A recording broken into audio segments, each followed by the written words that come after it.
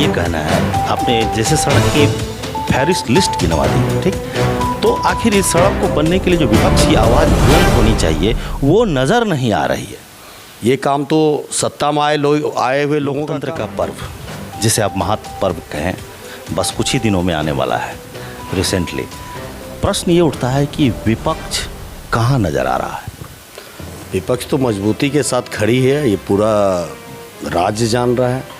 जिस प्रकार से तेजस्वी जी सत्ता पक्ष के लोगों के खिलाफ जनता की आवाज़ को उठाते रहे, इससे पहले बिहार में इस तरह का विपक्ष, इस तरह का युवा नेता देखने को नहीं मिला था।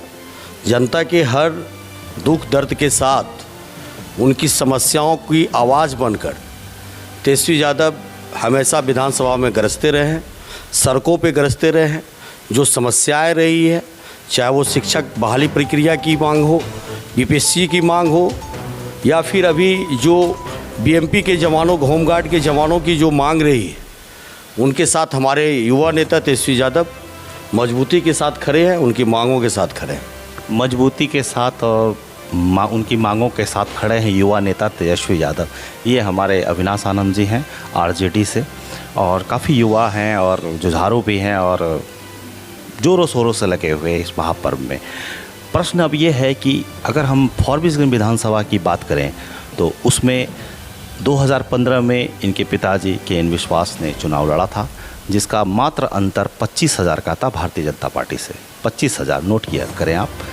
और विपक्ष की बात करें फॉरबिसगंज विधानसभा में तो बहुत सारी ऐसी समस्याएं हैं जिन पे चर्चा हम करने जा रहे हैं कि उन समस्याओं में विपक्ष कहाँ खड़ा है। जैसे आप बात कर लें, एक छोटी सी प्रश्न है कि ये डोमरा सड़क है जो अभी तक नहीं बना और ना ही बनने की प्रक्रिया में नज़र आ रहा, तो इसके लिए आप विपक्ष आवाज़ बुलंद कर पा रहे हैं?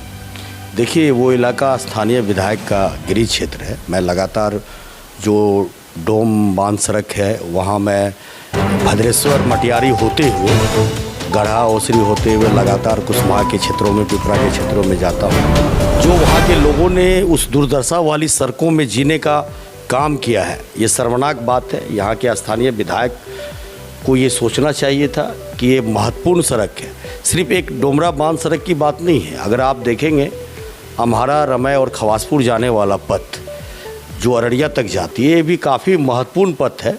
इस पथ की भी क्या स्थिति रही है। फिर आप एनएच से जुड़े हुए रेणु गेट से लेकर हिंगना गांव होते हुए, रेणु जी की गांव होते हुए जो गिदवास तक जो सड़क जाती है, उस सड़क की भी दुर्दशा काफ़ी ख़राब रही है। 10 नंबर रोड जो हरिपुर से होते हुए मुसहरी पंचायत, पछियारी झिरवा होते हुए, रानीगंज डाक बंगला होते हुए पूर्णिया तक जाती है, उस सड़क की स्थिति फारबिसगंज विधानसभा क्षेत्र में पड़ने वाले क्षेत्रों में क्या है। अगर इन सारी सड़कों का आप मूल्यांकन करेंगे तो निश्चित तौर पे देखेंगे कि छोटे छोटे सड़कों के अलावा जो स्थानीय प्रतिनिधि यहाँ के रहे हैं, चाहे वो विधायक हों, सांसद हों, इन महत्वपूर्ण सड़कों के पुनर्निर्माण पर उन्होंने कभी ध्यान नहीं दिया, सजगता नहीं दिखाई, और खामियाजा अंततः उस सड़कों पर यात्रा करने वाले उन इलाके के लोगों को भुगतना पड़ा। हमारा ये कहना है, आपने जैसे सड़क की फहरिस्त लिस्ट गिनवा दी, ठीक, तो आखिर इस सड़क को बनने के लिए जो विपक्ष की आवाज़ बुलंद होनी चाहिए वो नज़र नहीं आ रही है। ये काम तो सत्ता में आए हुए लोगों का काम है।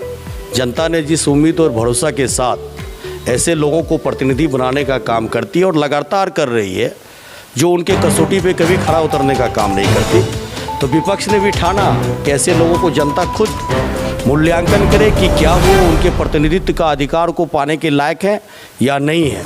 विपक्ष का मुद्दा, जहाँ पर जिन मुद्दों के साथ खड़ा रहने की बात है, वहाँ विपक्ष हमेशा खड़ा रही है, खड़ा रहेगी।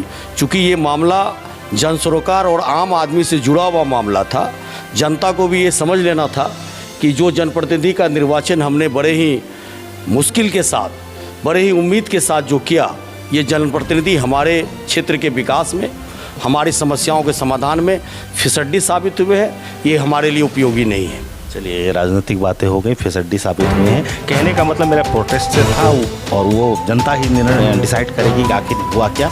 अब बात कर लेते हैं कि जो आरजेडी का फॉरबिसगंज विधानसभा में जोश हाई है, कैसे? जो मूलतः राष्ट्रीय जनता दल का जो गरीबों का बल राष्ट्रीय जनता दल कहा जाता है, किसानों का बल, गरीब मजदूर का बल, छात्र और नौजवानों का बल राष्ट्रीय जनता दल है। जिस प्रकार से हमारे युवा नेता ने 17 महीने के कार्यकाल में जो युवाओं के लिए बड़े रोजगार का अवसर प्रदान किया, जो महिलाओं के हित में अभी हमारे नेता ने जो संकल्प लिया पूरी बिहार के महिलाओं के लिए माई बहन मान योजना के तहत 2500 रुपया प्रति माह देने की बात कही है। जो सामाजिक सुरक्षा पेंशन है, वृद्धा पेंशन, विधवा पेंशन, दिव्यांगजनों का जो पेंशन है जिसकी राशि अभी 400 रुपया है, जिससे वृद्ध और विधवा लोगों का भरण पोषण नहीं हो पाता। हमारे युवा नेता तेजस्वी यादव ने घोषणा किया कि अगर हमारी सरकार बनती है तो इस राशि को 400 से बढ़ाकर हम 1500 रुपया कर देंगे। गरीबों की सुधि लेते हुए, मजदूरों और किसानों की सुधि लेते हुए उन्होंने ये भी घोषणा किया कि हर घर को हम 200 यूनिट बिजली मुफ्त में देंगे। लाखों युवाओं को रोज़गार का उपलब्ध अवसर करवाएंगे हम, और जो गैस सिलेंडर का मूल्य है उसको 500 रुपया प्रति सिलेंडर हम निर्धारित करेंगे। रोजगार से जुड़े हुए बहुत सारी बातें भी होती हैं और पक्ष और करता भी है, लेकिन विपक्ष जैसे एक ग्लूकोज फैक्ट्री भी यहाँ ऑन होने की बात थी शुरू, उसमें भी अभी हुआ कि नहीं हुआ ये आपसे कुछ छुपा नहीं है। तो इसकी आवाज़ बुलंद विपक्ष ही करेगी, मजबूर विपक्ष ही करेगी पक्ष को काम करने के लिए। तो हमारी जनता को ये दिखना चाहिए कि विपक्ष उसके लिए खड़ा हो रहा है। आप जब देखेंगे फारबिसगंज विधानसभा को पिछले 20 साल से एक ही कर रहे हैं लोग यहाँ पे। स्टार्च फैक्ट्री का निर्माण जो यहाँ 2010-11 के अवधि में हुआ था, रामपुर वासियों को के साथ रास्ते के विवाद को लेकर एक बड़ी घटना घटित हुई थी।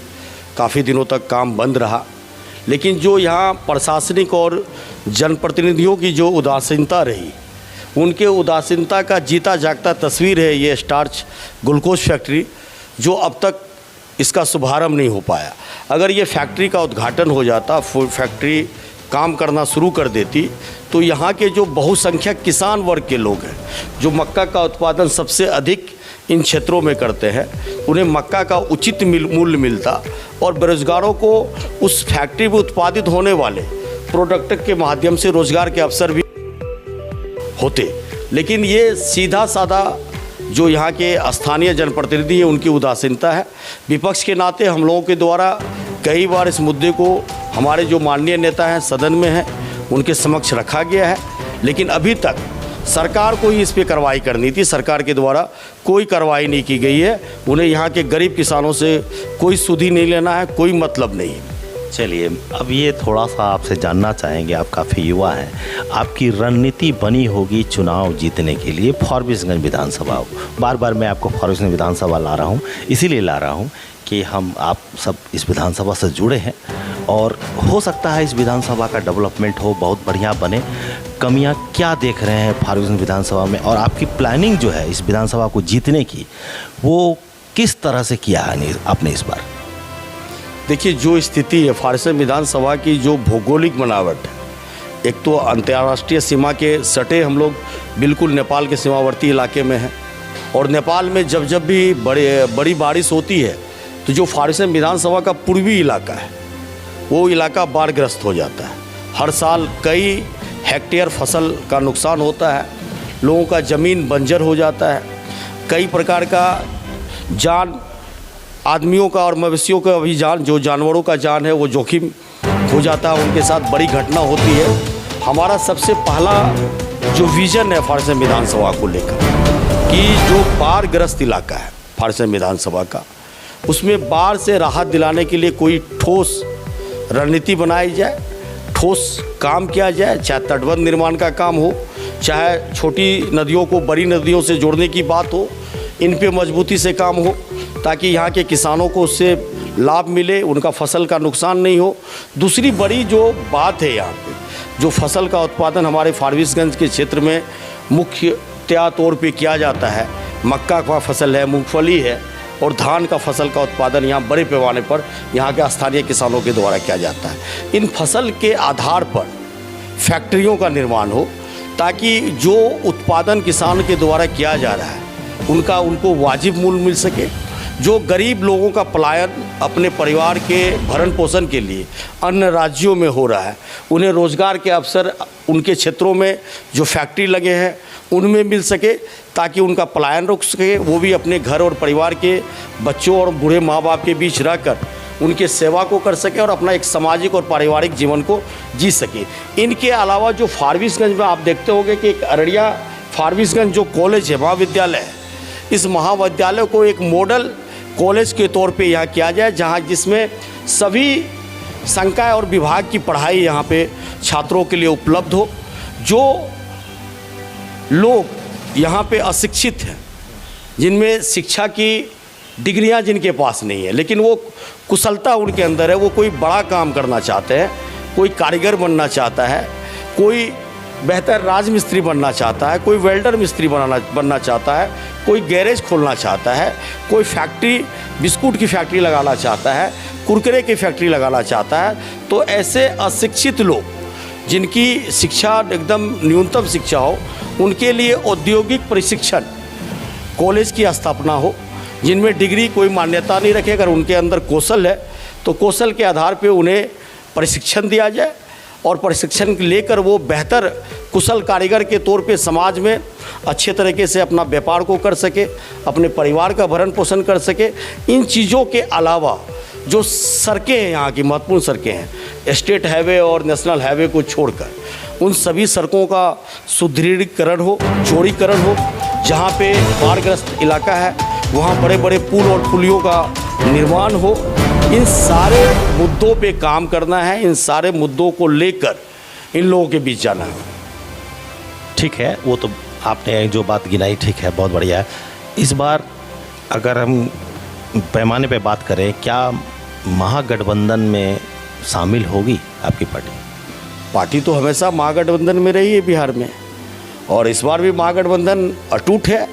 सीट शेयरिंग की कुछ बातें हैं जो हमारे शीर्ष नेता हैं उनके बीच बैठकी चल रही है, और आने वाले समय में सब स्पष्ट होगा। महागठबंधन अटूट है और अटूट रहेगा। फारबिसगंज विधानसभा में किसे बनाएंगे? क्या किसे? मुखिया, विधायक?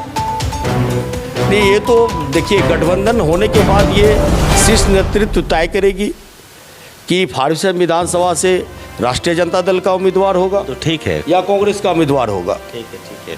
तो रेस में आप भी शामिल हैं?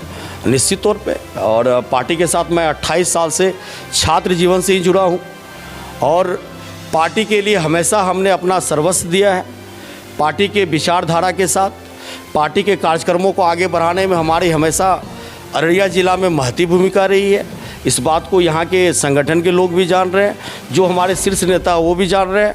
और मैं पार्टी के संकल्पों को लगातार, तेजस्वी जी के संकल्पों को लगातार पूरे क्षेत्रों में घूम घूम कर लोगों से संवाद स्थापित कर बताने का काम कर रहा हूँ। मुझे संकल्पों को लगातार पूरे क्षेत्रों में घूम घूम कर लोगों से संवाद स्थापित कर बताने का काम कर रहा हूँ। मुझे भरोसा है कि पार्टी निश्चित तौर पे हम पे विश्वास जताएगी और अपना प्रत्याशी बनाने का काम करेगी। 2015 में 25,000 वोटों का अंतर रहा था, फिर उसके बाद 2020 में 19,000, 7,000 आपने आगे और ऐड किया था अपने अंदर। इस बार आप क्या ऐसा करेंगे जो कि ये जो अंतर है जीत की ओर बढ़ जाए?